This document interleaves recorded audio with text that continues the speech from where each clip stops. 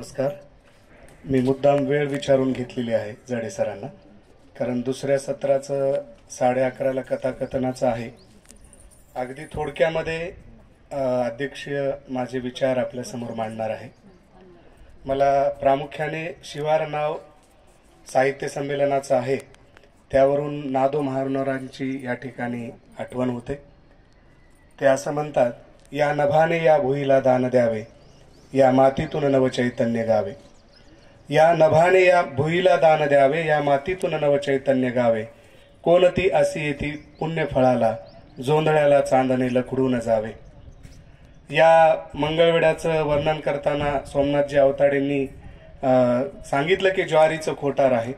मी तर त्याच्याही पुढे ते म्हणाले की खरंच साहित्याचं कोठार आहे. आणि ज्या ठिकाणी सारस्वताची खूप अशी मांदियाळी या मंगळवेढ्यानं निर्माण केलेली आहे. आणि मग कोणतंही संमेलन असो, मंगळवेढ्याला जावंसं वाटतं. विभागीय संमेलनाला मी येऊन गेलेलो आहे. आमचे भगरे सरांनी शब्दगंध ऑनलाईन साहित्य संमेलन घेतलेलं होतं, त्यालाही मी आलेलो होतो. आणि आज महाराष्ट्र साहित्य परिषद शाखा दामाजीनगरच्या वतीनं मोठ्या उत्साहात आणि थाटामाटात सकाळीच ग्रंथदिंडीचं आयोजन झालं. आणि ग्रंथदिंडी येत असतानाच खरं म्हणजे या संपूर्ण लोकांमध्ये एक आवडलेला गुण मला या ठिकाणी सांगावासा वाटतो. तो म्हणजे यांची एक युनिकता आहे, एकात्मता आहे. आणि खेळीमेळीच्या वातावरणामध्ये प्रत्येक जण येत होता, प्रत्येक जण भरभरून बोलत होता. त्यामुळे तोही मला या ठिकाणी आनंदाचा क्षण वाटतो. आजच्या उद्घाटनाच्या सत्राच्या निमित्ताने मंचावर उपस्थित असलेले या संमेलनाचे स्वागताध्यक्ष, ज्येष्ठ विधिज्ञ आदरणीय आमचे स्वागताध्यक्ष विनायकरावजी नागणे साहेब, आताच आमच्या सोलापूर साहित्य परिषदेचे जिल्हा प्रतिनिधी कल्याणरावजी शिंदे सर या ठिकाणी उपस्थित आहेत. ज्यांच्याकडे मी खरं विद्यार्थी पण होतो सोलापूर जिल्ह्यामध्ये. मी तेव्हापासून ॲडव्होकेट नंदकुमार पवार साहेबांना मी ऐकून आहे. शब्दकळाच्या संमेलनात पण मी त्यांना भेटलेलो आहे. म्हणजे एक एक वेगवेगळी व्यक्ती, वेगवेगळ्या क्षेत्रामध्ये काम करणारी व्यक्ती या मंगळवेढ्यामध्ये साहित्यावर प्रेम करतात. भगरे सर, आपण विनोदानं जरी म्हणालात की वकिलांची मांदियाळी आहे, त्यांना सुद्धा साहित्य कोणालाही जवळ करतं. कारण साहित्य हे मुक्त आपल्या हृदयापासून ते देत असतं. म्हणून या ठिकाणी सगळ्यांना सामावून घेण्याची एक भूमिका साहित्यिकाची असते. ज्यांच्यामुळे या ठिकाणी मला येता आलं ते माननीय प्रकाशजी जडे सर असतील, आमचे पद्माकरजी कुलकर्णी सर असतील. खरं म्हणजे मी पहिल्यांदाच नम्रपणे या ठिकाणी जाहीर करतो की मला जो हा अध्यक्षपदाचा बहुमान दिलेला आहे तो खरं म्हणजे मला या ठिकाणी ओझं वाटतंय. कारण साहित्य क्षेत्राला मी 2 साहित्य कृती दिल्या, एक म्हणजे कैवार काव्यसंग्रह आणि दुसरा म्हणजे अंतस्थ ओंकार. तसे मी बाकीची पुस्तकं 10-15 लिहिलेली आहेत, पण ती साहित्याची नाहीत, शैक्षणिक क्षेत्रातली आहेत. परंतु एखाद्या साहित्य संमेलनाच्या अध्यक्षपद स्वीकारावं किंवा कसं, मी सरांचा फोन आला मला, जडे सरांचा. मी त्यांना म्हणालो की सर, सोलापूर शहरामध्ये आणि सोलापूर जिल्ह्यामध्ये अनेक नामवंत मंडळी आहेत, त्यांना आपण साहित्य संमेलनाचं अध्यक्ष करावं. कारण माझी योग्यता, माझा हक्कदारपणा किंवा माझं साहित्यिक योगदान किती आहे हे मला माहिती नाही. परंतु त्यांनी सांगितलं की सर, आमच्या सगळ्या कार्यकारिणीमध्ये एकमतानं तुमच्या नावाचं या ठिकाणी आम्ही स्वीकार केलेला आहे आणि आपण यावं. म्हणून ज्येष्ठांना मी नाही म्हणालो नाही. जे काही चिंतन मला साहित्य क्षेत्रामध्ये वावरताना दिसत आहे ते आपल्या समोर मांडण्याचा प्रयत्न करणार आहे. कारण अनेक मान्यवर मंडळी माझ्या पुढे देखील आहेत. आई नावाची गझल महाराष्ट्रभर गाजवणारे आणि आजच्या कवी संमेलनाचे अध्यक्ष ज्येष्ठ साहित्यिक बद्दी उजमा बिराजदारजी आहेत, ज्यांच्या आवाजाने शाहीर रमेशजी खाडे आहेत. मागे खूप चांगलं व्याख्यान देणाऱ्या आमच्या सविताताई दूधभाते आहेत. शिक्षिका आमच्या आशाताई पाटील, त्यांच्या कथनामध्ये समावेश आहे. या संपूर्ण कार्यकारिणीमध्ये ज्यांचा समावेश आहे, ढेपे सर असतील, दत्ता सरगर सर आहेत, धनवेताई आहेत, रेखाताई जडे आहेत, खूप मोठी नावं आहेत. मी सगळ्यांची नावं यासाठी घेतो आहे की आपल्या या संमेलनाला त्यांचा कोणत्या ना कोणत्या पद्धतीनं हातभार हा लागलेला आहे. मला पुढे परत एकदा नादो महानोरांच्याच ओळी आठवतात की गुंतलेले प्राण या मातीत माझे, फाटकी ही झोपडी काळीज माझे. गुंतलेले प्राण या मातीत माझे, फाटकी ही झोपडी काळीज माझे. मी असा आनंदोनी बेहोश होतो, स्वप्न गंधे तुम्हाला मिठीत घ्यावे. म्हणजे ज्या माणसानं मातीला खऱ्या अर्थानं सौंदर्याचं रूप दिलं आणि गाव माती, गाव शिवार, गावातलं जे काही सांस्कृतिक वातावरण असेल त्या निमित्ताने त्यांनी खऱ्या अर्थानं खेड्याला समृद्ध असा वारसा त्यांच्या कवितेने दिला. आणि तीच भूमिका मला वाटतं भगरे सर, लहू सर, ढेपे सर या सर्वांची लोकांची असावी, जडे सरांची असावी की आज आपण गावापासून दुरावलेलो आहोत, आज आपण माणसापासून दुरावत चाललेलो आहोत आणि गावातला जो सच्चेपणा आहे, गावातलं जे खरेपणा आहे तो आपल्याला कुठेतरी अशा साहित्य संमेलनाच्या माध्यमातून, मग चर्चेच्या माध्यमातून असेल, कविता संमेलनाच्या माध्यमातून असेल, परिसंवादाचा सुद्धा खूप चांगला पवार सर विषय त्यांनी दिलेला आहे. कवी संमेलनामध्ये नामांकित लोक बोलवलेले आहेत. त्यानंतरचं दुपारचं सत्र आपण काही लोकांचे या ठिकाणी प्रेरणा पुरस्कार देऊन सत्कार करणार आहात. एकंदरीत आमच्या गावगाड्यातलं जे काही वातावरण आहे, गावगाड्यातली जी काही संस्कृती आहे, त्या संस्कृतीचं दर्शन, त्या संस्कृतीची ओळख, त्या संस्कृतीचं जतन, त्या संस्कृतीचं संवर्धन करण्यासाठी अशा प्रकारचं साहित्य आयोजित केलेलं असावं, अशी भूमिका या शिवार साहित्याच्या संमेलनाच्या पाठीमागची असावी असं मला वाटतं. कारण एका ठिकाणी वामन निंबाळकर असं म्हणतात, शब्दांनीच पेटतात घरेदारे देश आणि माणसे सुद्धा. शब्दांनीच पेटतात घरेदारे देश आणि माणसे सुद्धा, शब्दच विझवतात आगही शब्दांनीच पेटलेल्या माणसाचे. शब्द नसते तर पडल्या नसत्या डोळ्यातून आगीच्या ठिणग्या, वाहिले नसते आसवांचे महापूर, आले नसते जवळ कोणी, गेले नसते दूर, शब्द नसते तर. खऱ्या अर्थानं शिवाराला जे काही म्हणूया की वाहकाच्या स्वरूपामध्ये किंवा आपल्याला काय म्हणूया की प्रतिमांच्या स्वरूपामध्ये, प्रतीकांच्या स्वरूपामध्ये शब्दांच्या माध्यमातून आपल्याला मांडता येतं. म्हणून साहित्यामध्ये भाषा आणि शब्द हे संस्कृती आणि साहित्याचे वाहक आहेत. संस्कृती, समाज आणि साहित्य यांचा अनोन्य संबंध आहे. कारण समाजामध्ये जे घडतं तेच साहित्यामध्ये येतं. कारण literature is the product of environment आपण असं म्हणतो की पर्यावरणाचं अपत्य म्हणजे साहित्य. मग ग्रामीण भागामध्ये ज्या ज्या काही गोष्टी घडतात, ग्रामीण भागामध्येच नव्हे आपल्या समाजामध्ये ज्या ज्या काही गोष्टी घडतात त्या प्रसंगाचं, त्या घटनेचं एक अभिरूप आपल्याला साकार करण्याचं काम कोण करत असेल तर ते साहित्य करतं. आणि म्हणून साहित्य, समाज आणि संस्कृती या एकाच काय म्हणूया की प्रवाहाच्या दिशेच्या बाजूने जर गेल्या तर खऱ्या अर्थानं एक संपूर्ण, समृद्ध, परिपूर्ण साहित्य निर्माण होतं. आणि ती होण्याची जबाबदारी ही सर्व आपल्या साहित्यिकावरची आहे असंही मला वाटतं. कारण गाव शिवार म्हटलं की आपण शेतकरी म्हणतो, शेतकरी हा आपण जगाचा पोशिंदा म्हणतो, परंतु तसं होताना आपल्याला दिसत नाही.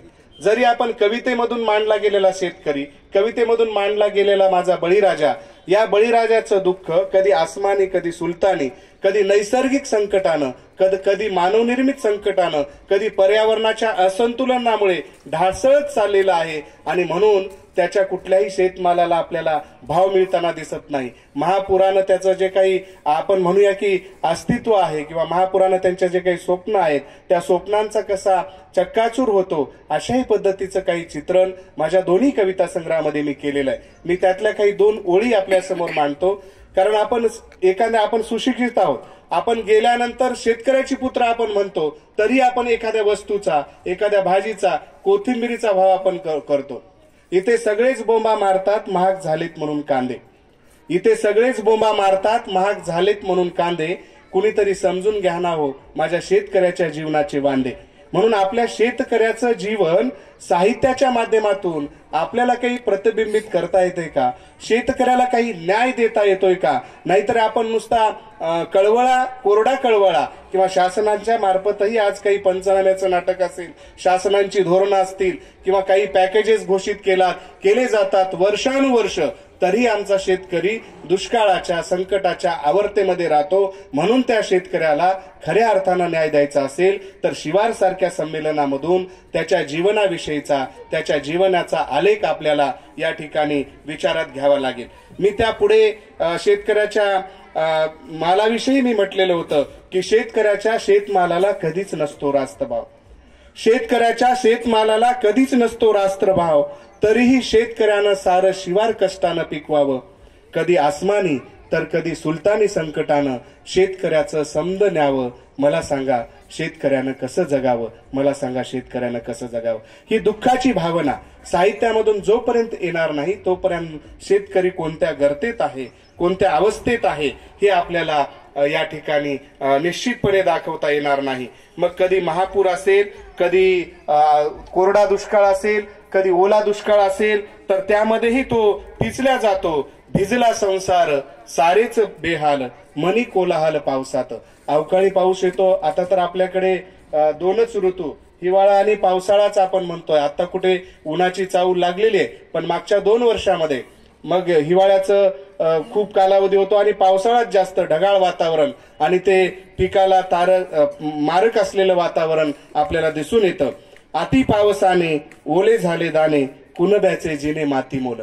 मी म्हटलेलं होतं की पाऊस येतो आणि ज्वारीच्याच काढणीला अवकाळी पाऊस येतो आणि मग त्या ज्वारीच्या जी काही कणसं आहेत त्या कणसाला मोड फुटायला लागतात आणि ती संपूर्ण ज्वारी काळी पडलेली आपल्याला दिसून येते। आणि महापुरामध्ये जेव्हा एक वृत्तपत्रामध्ये फोटो छापून आला की एक आई आपल्या बाळाला घट्ट मिठी मारलेली असते, कारण ती मिठी सुटलेली नसते, कारण रात्रीलाच ती दरड कोसळली आणि त्या दरडीमुळे जे काही चिखल होता तो चिखल त्या आईच्या आणि मुलांच्या वरून गेलेला होता। तेव्हा मी लिहिलं, तानुले उराशी पकडती हाता, तानुले उराशी पकडती हाता, कवटाळी माता लेकरास, माये लेकराचे पाहुनिया चित्र, माये लेकराचे पाहुनिया चित्र, मांडू कसे सूत्र निसर्गाचे। ह्या निसर्गाचं सूत्र आपल्याला मांडता येणार नाही। कधी विध्वंस करेल, कधी आपला या ठिकाणी रौद्ररूप धारण करेल हे आपल्याला सांगता येत नाही। म्हणून शिवार संमेलनाच्या माध्यमातून माझी एक विनंती आहे, ज्यांच्या कष्टानं हा शिवार पुरला जातो त्या या बळीराजाच्या जीवनाचं चित्रण आपल्या साहित्यामधून, मग ती कथा असेल, कादंबरी असेल, कविता असेल, त्या कवितेमधून सुद्धा यायला हरकत नाही। मग ग्रामीण लिहिलं जातं म्हणून त्याच्याकडे असंही ओरड असते की त्या साहित्याकडे कोणी पाहत नाही, ते साहित्य कोणी वाचत नाही। मी माझं पुढे निरीक्षण असं नोंदवल शिंदे सर की आज समीक्षक खऱ्या अर्थानं कोणत्या दृष्टिकोनातून एखाद्या कलाकृतीची काय म्हणूया मूल्यमापन करतात किंवा समीक्षा करतात, तोही संशोधनाचा आणि चिंतेचा विषय। मी काही माझे निरीक्षण सुद्धा या क्षेत्रामध्ये आल्यानंतर आणि विद्यार्थी दशेपासून मी साहित्याचा विद्यार्थी आहे। माझं त्याच्यामध्ये PhD पर्यंत शिक्षण झालं, MA मी त्याच्यामध्ये चांगल्या गुणवत्तेने पास झालेलो आहे। जेव्हा मी काही लेखकाचं वाचत होतो, जेव्हा मी काही लेखकाच्या मुलाखतीच्या माध्यमातून त्यांचं जीवन अनुभवत होतो, ते जे त्यांनी मांडलेलं आहे ते अस्सलपणे मांडत गेलेले आहेत, परंतु चांगल्या साहित्यिकाची दखल, चांगल्या साहित्याची दखल आज समाजामध्ये तेवढ्या ताकदीनं घेतली जात नाही, असं मला या ठिकाणी खूप खेदानं आणि दुःखानं म्हणावं लागतंय। काही प्रस्थापित, काही नवोदित असेही काही गट साहित्य क्षेत्रामध्ये निर्माण झालेले आहेत आणि म्हणून अमुक प्रस्थापितांचं हे साहित्य, अमुक नवोदितांचं हे साहित्य। मी तर असं म्हणेल सर, आत्ताच्या नवोदितामध्ये खूप चांगली माणसं साहित्य लेखन करतायत। मला परवाच आमच्या धुळ्याचे युवराज पवार सरांची कोणी वाचली असेल दयन कादंबरी, जी विना अनुदानित महाविद्यालयामध्ये सरगर सर 27 वर्ष तो माणूस विना अनुदानित महाविद्यालयामध्ये CHB धारक म्हणून काम करतो, त्याच्या जीवनाचं वास्तव मांडणारी दयन कादंबरी। आणि आता आमच्या स्त्री जाणीवा लेखन करणाऱ्या मनीषाताई पाटील, मला वाटतं जडे सरांनी त्यांच्या नातीवांस होताना मागच्या संमेलनामध्ये त्यांना सन्मानितही केलेलं होतं। अशी कितीतरी नावं अतिशय दर्जेदारपणे सकसपणे लिहितायत, परंतु तेवढ्या ताकदीनं त्यांचं साहित्य समाजामध्ये समीक्षकांच्या माध्यमातून उजेडात आणण्याचं काम केलं जात नाही, अशी मला या ठिकाणी काही खंत व्यक्त करावीशी वाटते। दुसरं एक मला निरीक्षण या ठिकाणी नोंदवायचं, येणारे देवीदास सौदागर हे पेशाने सिंपी व्यवसाय करतात, अशा माणसाला त्याचा संपर्क कदाचित समाज माध्यमावरचा असणार नाही, म्हणून त्याचं साहित्य कनिष्ठ दर्जाचं मानायचं का नाही। त्या साहित्यानं, त्या कादंबरीनं वाचकाच्या मनाची कशा पद्धतीनं पकड घेतलेली आहे, वाचकाच्या मनावर कशा पद्धतीनं अधिराज्य गाजवलेलं आहे, त्याच साहित्याला आपण श्रेष्ठ ठरवणं ही आजच्या काळाची गरज आहे। आणि म्हणून ही भूमिका मला या ठिकाणी मांडावीशी वाटते की एखाद्या कथेला, कवितेला सामाजिक माध्यमातून जास्त लाईक्स मिळणं, जास्त कमेंट्स मिळणं, यावरून तुम्ही साहित्याचं श्रेष्ठत्व कनिष्ठ ठरवता कामा नये। मागच्या एका दिवाळी अंकामध्ये माझी एक कविता वारी नावाची आली आणि माझ्याकडे आताही तो कॉल रेकॉर्ड आहे आणि एका 96 माणसाचे वयोवृद्ध व्यक्तीने मला फोन केला, बार्शीचे आहेत सर मी वारी नावाची आपली कविता या ठिकाणी वाचली आणि ती अभंग वृत्तामध्ये आहे. अतिशय सुंदर कविता आहे. मला वाटतं एखाद्या 96 वर्षाच्या माणसानं आपल्या एखाद्या कवितेला दाद देणं हे कोणत्याही साहित्यिकाचं श्रेष्ठत्व, कोणत्याही सन्मानापेक्षा मला वाटतं ते श्रेष्ठ दर्जाचं आहे. आणि तसं साहित्य आपल्याला निर्माण करता आलं तरच आपण या साहित्य क्षेत्रामध्ये काहीतरी नवं देऊ शकू असं आपल्याला वाटतं. दुसरं एक साहित्य क्षेत्रामध्ये असं झालेलं आहे की वाङ्मय चौर्य, मी विभागीय संमेलनामध्ये सुद्धा याविषयी बोललेलो होतो की कालच 1-2 दिवसापूर्वी विजय वडवेराव नावाचे, मी मुद्दाम नाव घेऊन सांगतो, विजय वडवेराव सरांनी भिडेवाडा बोलला या शीर्षकाच्या अनुषंगाने एक स्पर्धा कवितेची आणि कथेची दोन्ही ठेवलेली आहे, ऑनलाईन आहे. ज्या माणसानं ही स्पर्धा आयोजित केली कल्याणराव सर, त्या माणसाचीच कविता एका अंगणवाडी ताईनं त्या स्पर्धेसाठी स्वतःची कविता आहे म्हणून पाठवली. आणि गंमत अशी, त्यांनी विजयराव सरांनी फोन केला त्या महिलेला की ताई ही कविता तुम्ही कधी लिहिली? ती म्हणाले मी लिहिली सर, मला आता ती कधी लिहिली आठवत नाही. ताई तुम्ही खरं सांगा, मी आता FIR करायला जाणार आहे, ही कविता माझी आहे आणि मी त्या कवितेवर खूप काम केलेलं आहे आणि त्या कवितेचा, भिडेवाडा बोलला या कवितेचा खूप ठिकाणी प्रसार आणि प्रचार झालेला आहे. मग त्यांनी कबूल केलं की नाही दादा, मी वरचं सगळं तुमचं ठेवलं, खाली मात्र माझं आता सॉफ्ट कॉपीमध्ये सगळं चेंज करता येतं, डिजिटल माध्यम आहेत. सर सकाळी नागणे साहेब विनोदाने म्हणाले की माझा डिलीट करशील फोटो, लहू सर म्हणाले की मी तुम्हाला एडिट करतो सर पॅनोरमाच्या माध्यमातून आणि वेगळ्या माध्यमातून. तसं खूप चाललेलं आहे. पण जे अस्सल आहे, दर्जेदार आहे, त्याला कॉपी पेस्ट कधीच करता येत नाही, ते कधी ना कधी उजेडात येतं. म्हणून माझी या मंचावरून माझी विनंती आहे की आपलं जे आहे ते स्वतःचं जे सत्व आहे, जे स्वत्व आहे ते टिकून ठेवणं ही साहित्यिकाची खरी भूमिका आहे. तरच आपण या साहित्य क्षेत्राला काहीतरी देऊ शकू. अशा पद्धतीची सुद्धा भूमिका या ठिकाणी मला या मंचावरून मांडायची आहे. दुसरं एक निरीक्षण मला असं जाणवतंय की साहित्याच्या क्षेत्रामध्ये विविध गटबाजी निर्माण झालेली आहे. मी काही नावं आता मुद्दाम घेत नाही, काही चर्चा मला सकाळी झाली त्यामुळे, परंतु काही कळप, काही साहित्यिकांचे गटतट, त्यामुळे सामाजिक समता, सामाजिक समरसता जी संतांनी मांडलेली होती, त्यांनी एक व्यापकतेचा विचार मांडलेला होता की आमच्या छताखाली येणारे, सारस्वताच्या छताखाली येणारे लोक हे एका विचाराचे आहेत आणि ते एकत्र आले पाहिजेत अशी भूमिका त्यांनी मांडलेली होती. आणि म्हणून ते म्हणत होते यारे यारे लहान थोर याती भलती नारी नर, म्हणजे नर असू द्या, नारी असू द्या, पुरुष असू द्या, स्त्री असू द्या, सगळ्या जाती धर्माच्या लोकांना हे सारस्वतासारखं पवित्र ठिकाण या ठिकाणी खुलं होतं. परंतु आज हे साहित्याचं क्षेत्र, लोकांनी आज कवितेविषयी, कवीविषयी लोक वेगळ्या तऱ्हेने बोलतात. का बोलतात तर याला आपण सगळी मंडळी कारणीभूत आहोत का काय असं मला वाटतं. आमचे एक कवी खूप सुंदर कविता त्यांनी लोकशाहीवर लिहिलेली आहे, मी तिला मला आता बोलताना सहज आठवली. ते म्हणतात, लोकशाही नावाची कविता, हा देश तुझा राजा तुझी सत्ता नाही, हा देश तुझा राजा तुझी सत्ता नाही, कसं म्हणू सांग भाऊ हिला लोकशाही. शिकलेल्या भावाच्या डोळ्यात पाणी, शिकलेल्या भावाच्या डोळ्यात पाणी, पैसा आणि वशिल्याची ही पहा कहाणी. हा देश तुझा राजा तुझी सत्ता नाही, कसं म्हणू सांग भाऊ हिला लोकशाही. काही राजकीय मंडळी आहेत म्हणून त्यांना सोडून, एक मोजी नोटा दुजा बोली खोटर, एक मोजी नोटा दुजा बोली खोटर, भ्रष्टाचारी नेत्याचं जाळलंय मोटर. हा देश तुझा राजा तुझी सत्ता नाही, कसं म्हणू सांग भाऊ हिला लोकशाही. आणि शेवटचं कडवं जे सामाजिक समता साहित्य क्षेत्रामध्ये प्रस्थापित करायला लावणार आहे, जात तरारली घट्ट झाली वेस, जात तरारली घट्ट झाली वेस, समतेच्या नावाखाली जळे गावकुस, समतेच्या नावाखाली जळे गावकुस. खऱ्या अर्थानं गावकुसाबाहेर आपण वारंवार म्हणतो की अमुक अमुक जमाती राहत होत्या, आज तसं काही राहिलेलं नाही. परंतु जोपर्यंत मनामधून हे जाणार नाही, मनामधून माणूस नावाच्या एकच जात आणि माणुसकी नावाचा एकच धर्म जोपर्यंत खऱ्या अर्थानं उक्ती आणि कृती, मी म्हणेल बोलतात लोक पण कृती तशी नसते. व्यसन करणारानं व्यसन सोडा असं सांगणं बरोबर नाही. लोक काय म्हणतील की तुम्हीच व्यसन करता, तुम्ही कशाला सोडायला सांगता. म्हणून हे जे बोलतात लोक त्यांनी उक्ती आणि कृतीमध्ये कमीत कमी अंतर ठेवून आपल्याला समाजामध्ये जे सांगायचं आहे ते सांगण्यासाठी म्हणून आपल्याला सामाजिक समता या ठिकाणी प्रस्थापित करायची।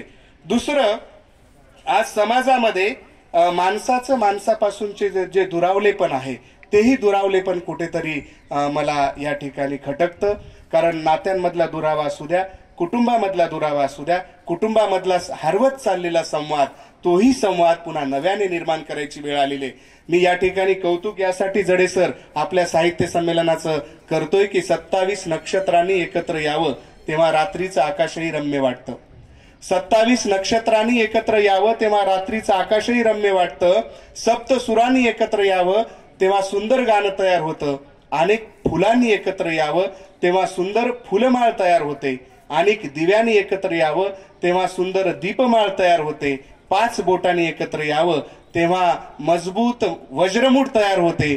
आणि महाराष्ट्र साहित्य परिषदेच्या दामाजीनगर शाखेच्या संपूर्ण अध्यक्षासहित सर्वांनी एकत्र यावं तेव्हा 5वं साहित्य शिवारासारखं सुंदर देखणं रूप आपल्या समोर या ठिकाणी निर्माण होतं असं मला म्हणायला हरकत नाही। आपण सर्व या ठिकाणी कौतुकाला पात्र आहात, कारण 2 लोक येत नाही। पवार सर मला सांगत होते, ऍडव्होकेट नंदकुमारजी, की सर पुण्यामध्ये अमुक अमुक, खरंच आहे सर, लोकांना आता चांगलं ऐकावं, चांगलं वाचावं यासाठी वेळ नाही।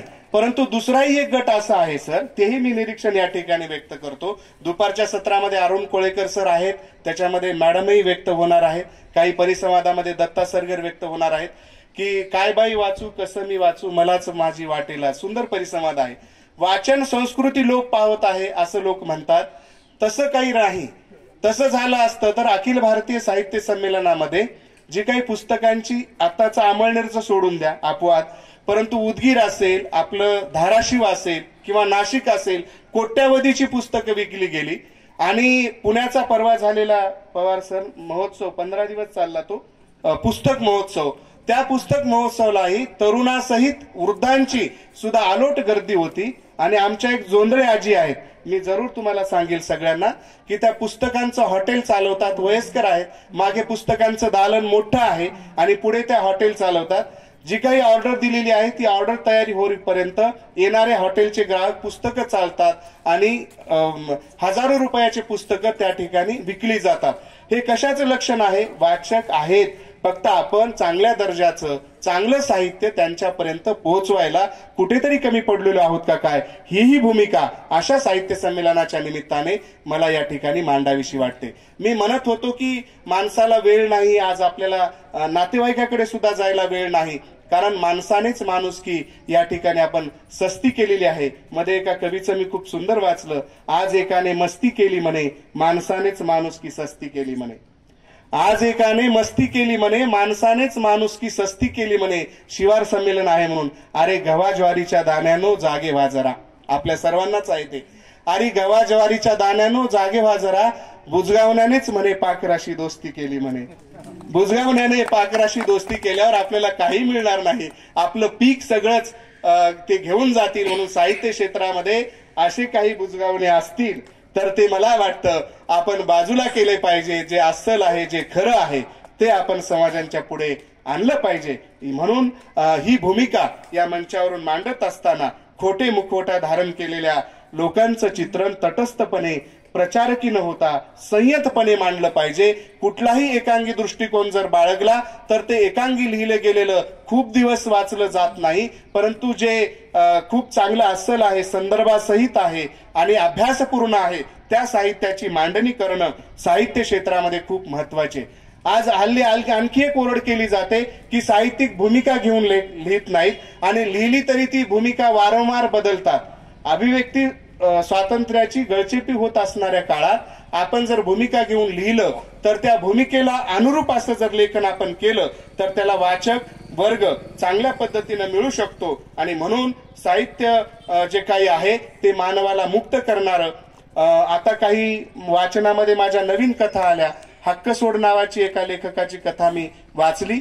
त्याच्यामध्ये खरं कायद्यानं आणि संविधानानं जरी मुलींना संपत्तीमध्ये वडिलांच्या वाटा दिलेला असला तरी वेगवेगळे प्रश्न त्या हक्कसोड या घटकामुळं किंवा त्या गोष्टीमुळे निर्माण झालेले आहेत. भावा बहिणीमध्ये जो काही अंतर आहे, दुरावा आहे, तोही निर्माण झालेला आहे. मधी मी एक कथा एका लेखकाची खूप चांगली ऐकली. समृद्धी मार्गावरच्या रस्त्यानं भावाभावामध्ये जे काही संपत्तीवरून वाद निर्माण झाले आणि अघोरी असं त्यातून एक कृत्य घडलं की एका भावानंच आपल्या दुसऱ्या भावाला संपवलं. म्हणजे एका परीनं आपण भौतिक समृद्धी वाढत असताना काही जी आपली काही म्हणूया की आत्मिक हव्यास वाढत आहे का काय, आणि आत्मिक हव्यासामधून संघर्षाची प्रवृत्ती वाढत आहे का काय, आणि अघोरी असा संघर्षातून आपण आपल्याच माणसांचा घात, आपण आपल्याच माणसाला संपवत आहोत का काय, अशाही पद्धतीची जाणीव साहित्य क्षेत्रामध्ये व्यक्त होताना दिसते. कारण literature is the mirror of life, जीवनाचा आरसा हा साहित्य आहे. म्हणून जीवनामध्ये ज्या ज्या काही गोष्टी घडतात त्या साहित्याच्या माध्यमातून आपल्याला मांडण्याचं काम या ठिकाणी केलं जातं. म्हणून शिवार साहित्याच्या संमेलनातून माय मराठीची आपण सर्वजण सेवा करत आहोत. काही 2-3 गोष्टी मराठीच्या विषयी आपल्याला काही करता आल्या तेवढ्या मी सांगतो, कारण मी सरांना 20 मिनिटे घेतली होती. नियोजित कथाकथनाचे अध्यक्ष ज्येष्ठ साहित्यिक प्रकाश गव्हाणे सर या ठिकाणी आहेत. त्याचे प्रमुख पाहुणे आमचे सुभाषजी कदम सर आलेले आहेत, शिवशरणजी पठाण सर आहेत, महामुनी सर आहेत, ठाकरे सर, बरेच लोक या ठिकाणी दुसऱ्या सत्राचे आलेले आहेत. मीच बोलणं, कारण वक्त्याला किती बोलावं ह्याच्यापेक्षा कुठे थांबावं हे ज्याला जमतं तर त्याला त्या गोष्टीचं भान या ठिकाणी राहिलं पाहिजे. 2-3 मिनिटांमध्ये मी माझ्या मनोगताचा या ठिकाणी शेवट करणार आहे. 2-3 गोष्टी भाषेसाठी लोक आज म्हणतात, आणि कुसुमाग्रजांनाही एका ठिकाणी म्हटलेलं आहे, भाषा मरता देशही मरतो, भाषा मरता देशही मरतो, संस्कृतीचाही दिवा विझे, गुलाम बनूनी भाषेचे, गुलाम बनूनी भाषेचे, आपल्या प्रगतीचे शिर तुम्ही कापू नका. म्हणजे एक भाषा, आता खरं बोली भाषेमध्ये लिहिणं गावंडळपणाचं लक्षण आहे. मी तर असं म्हणेल की बोलीमधून जे साहित्य येतं त्या साहित्याला एक रांगडेपणा आहे, ठसकेबाजपणा आहे, सच्चेपणा आहे, अस्सलता आहे. ते साहित्य समाजापुढे येणं खऱ्या अर्थानं आजच्या काळाची गरज आहे. आणि म्हणून बोली भाषा ह्या टिकल्या पाहिजेत. यासाठी म्हणून आपण ग्रामीण भागातून सर्व लोक आलेलो आहोत. आपल्या कथेमध्ये, आपल्या कादंबरीमध्ये, आपल्या आत्मकथनामध्ये, आपल्या कवितेमध्ये जास्तीत जास्त ग्रामीण शब्दांचा वापर. कारण आता ढेपेसर प्रस्तावनेत तुम्ही खूप सुंदर म्हणालात की लोकांना आता बैलगाडी ही आम्हाला कुठेतरी काय म्हणूया की त्या हुरडा पार्टीमधून दाखवावी लागते. त्याला हे आक म्हटले जातं, ह्याला जोत म्हटले जातं, शिवळा इथे लावल्या जातात, या बैलाला गळ्यामध्ये बांधणाऱ्याला चाळ म्हटले जातात.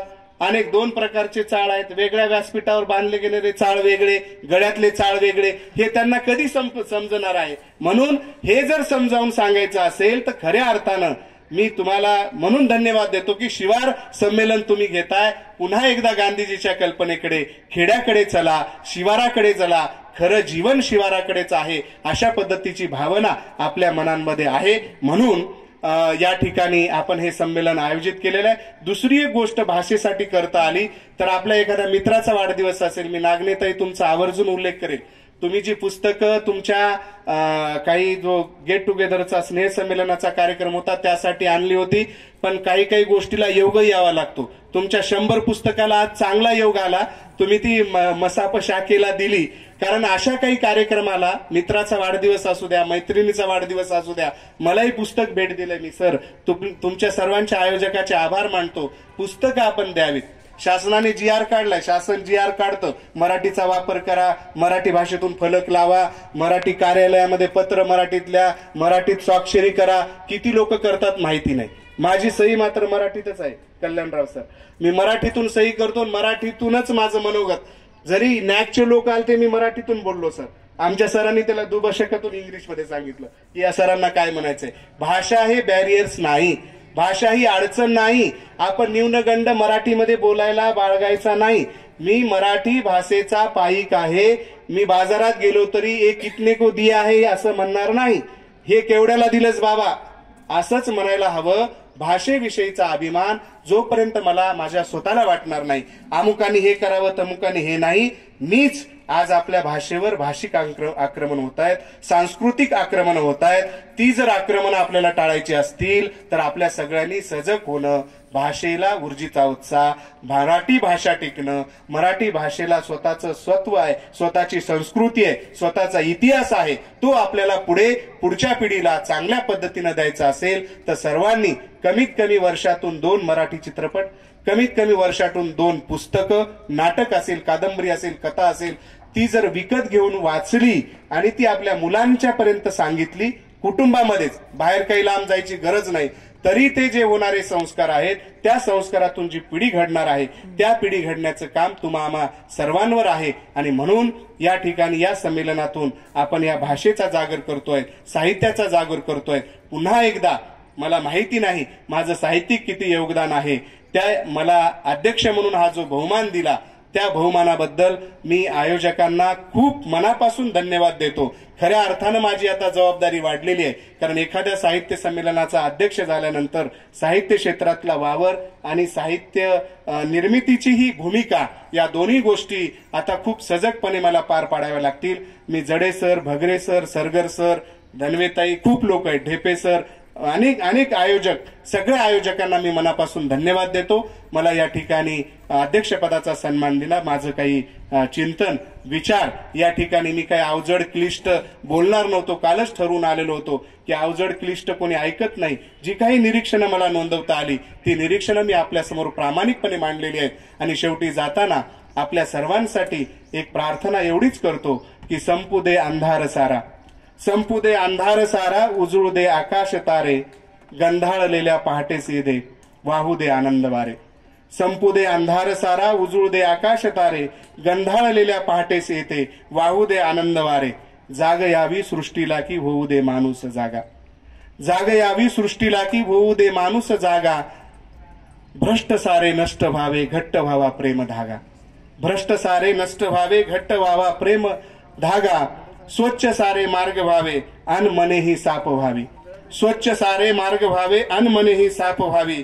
मोकळ्या श्वासात येते जीवसृष्टी जन्म घ्यावी. आणि शेवटचं कडवं, स्पंदनाचा अर्थ येते एकमेकांना कळावा. ए हृदयीची ते हृदयी व्हावं. संमेलनातून एकमेकांची हृदय चांगल्या पद्धतीनं निर्माण व्हावी. स्पंदनाचा अर्थ येते एकमेकांना कळावा. हा क्षण शिवार साहित्य संमेलनासारखा हा क्षण रोज यावा आणि मानसाचा देव व्हावा. हा क्षण रोज यावा, मानसाचा देव. धन्यवाद.